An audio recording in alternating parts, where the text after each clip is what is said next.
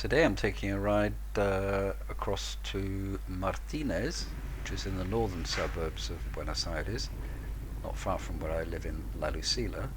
There's some rather grand houses up there, one of which we used to live in when I lived here in 1974 until 1976. So it's a bit of a trip down memory lane, particularly for my brother and sister who obviously still live in the UK, and we used to frequent this area as youngsters, 17, 18, 19, that sort of age, quite a lot, going to parties and restaurants and generally having a whale of a time. The jacaranda trees are out, and they're very nice indeed.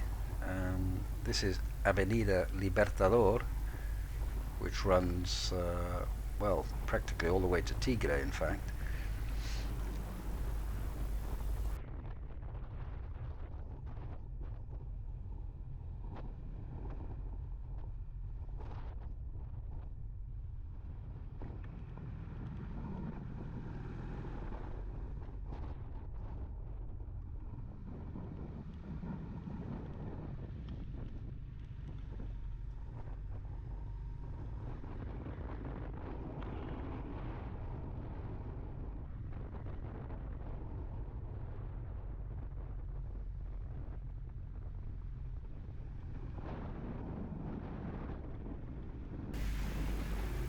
It's one of the wealthier areas of Buenos Aires, in fact, the northern suburbs, and it's split into different municipalities. We're going from Vicente Lopez municipality up to San Isidro, and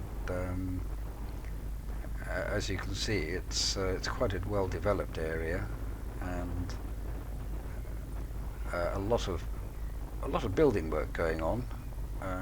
And when something is about to be built on, they put these giant advertising hoardings up, which don't look very sightly, but I suppose people have to advertise.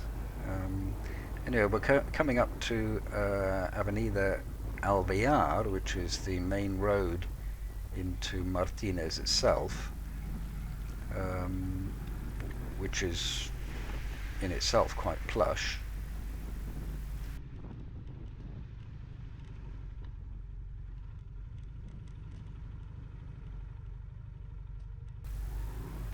That huge building on the left, called I think it's called Las Olas, was a restaurant, a massive family restaurant.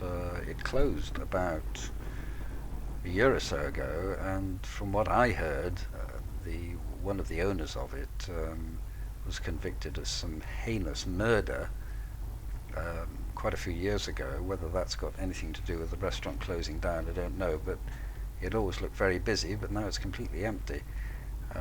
Anyway, this is Alvear Street or Avenue, approaching Martinez Station at the end, and it's possibly one of the most expensive streets in, well, at least in this part of Buenos Aires to live in. There's some very grand houses here, enormous ones, in fact, and I come down here quite frequently. I'm usually quite wary at a lot of these junctions because people are in the habit of not stopping at the junctions and simply pulling out and going right across your path, so I tend to be a little bit cautious. This is the main shopping area of Martinez, just coming down to the station here. They haven't put an underpass in it just yet. I'm not sure if they've got plans to do so at this railway crossing coming up. So you can wait here quite a long time, but people do tend to risk it a bit and drive around the barrier when it's down. Yeah, so this is full of shops, this street, and if one closes, another one takes its place almost immediately. It's you wouldn't think we were in a recession, but that's the way it is. There's no stopping the Argentine from running a business, I can tell you.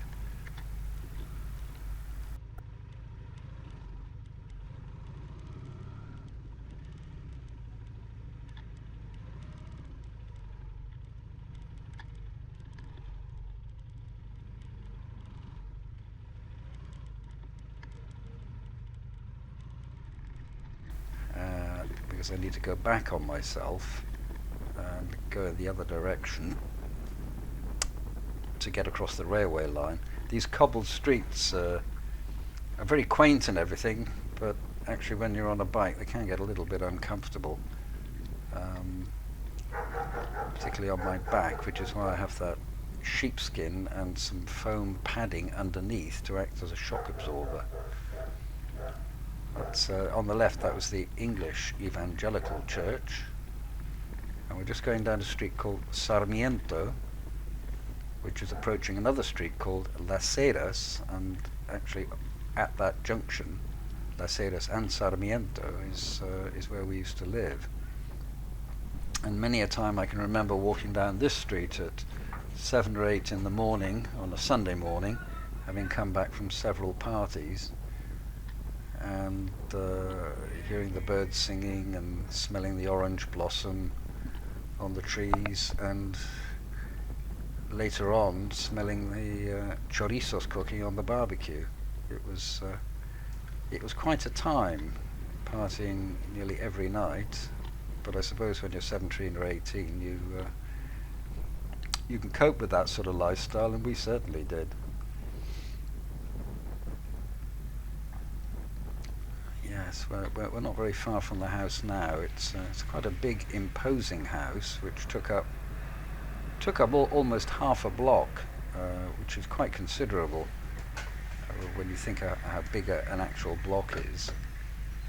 Yes, it's that house there, directly in front of us, with that rather awful-looking white hut in front of it. Those huts, in fact, are sort of like neighborhood watch style guard houses. So a man gets paid to sit in it and keep his eyes out for any possible criminal activities or suspicious looking characters, such as I, for example. And what they actually do, I'm not sure. I assume if they see anything happening, they get onto the police straight away. But in my experience, and this is not being bitter and twisted, we have one outside our house, and quite frankly, they're about as much use as a chocolate teapot, because any sign of trouble and they go scurrying back inside their huts.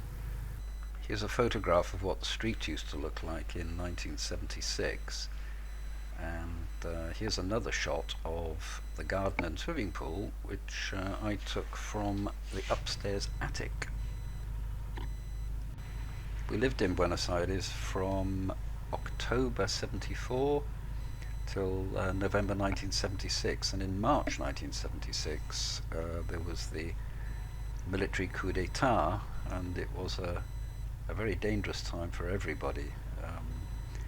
Of course, when you're young, at say 17 or 18, it's all a bit of an adventure, and I think we had no idea of what was really going to happen, and I don't think we were ever in any danger because we all had diplomatic protection. However, things did escalate, and during that time thousands of people disappeared, and the military were very brutal. I remember once being held up on a bus by some plainclothes detectives or Secret Service or whatever, thrusting guns into our ribs and asking for identification. And I produced my diplomatic carnet, and they went away. But on other occasions, of course, other people weren't so lucky.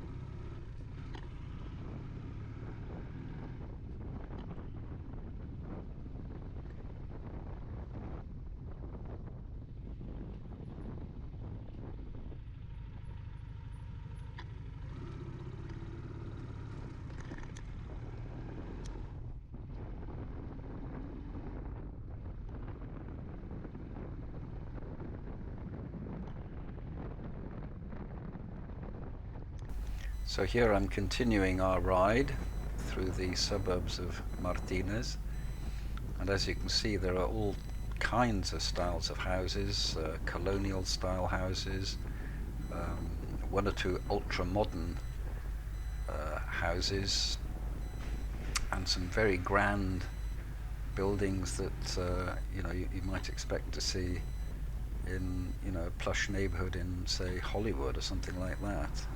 It's very peaceful, generally speaking, as well, and very expensive houses too. I'm not sure if we could afford to live here, but it certainly would be nice.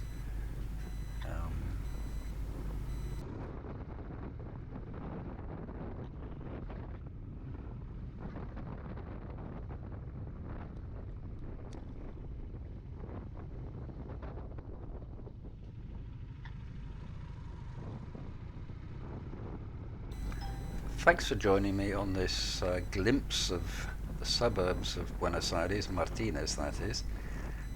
Probably next time I'll be looking at the other side of the coin and taking a short trip around some of the less favourable neighbourhoods of Buenos Aires, for example some of the shanty towns, so that one gets a contrast. Anyway, until the next time.